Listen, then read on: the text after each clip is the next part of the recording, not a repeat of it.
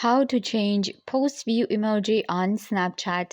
Quick and easy. Hi guys, welcome back. Today I'm giving you a tutorial on how to change your post view emoji on Snapchat. So let's get started. First, what you guys need to do is you will open up your Snapchat app and this is where you will get.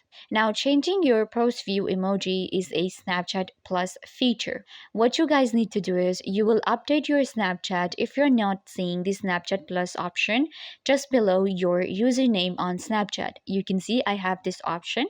So if you do not see this, make sure to update your Snapchat and get the latest version. Once you have the latest version and you're seeing the Snapchat Plus option, you're going to select it and click on subscribe. Once you get it, you will actually find a bunch of different options and you have to select post view emoji and you will actually get different options to choose. Select the one you like and your post view emoji will be changed on Snapchat. I hope that I was a big help. Don't forget to give this video a big thumbs up, leave a comment down below, turn on bell notification and subscribe to YouTube channel.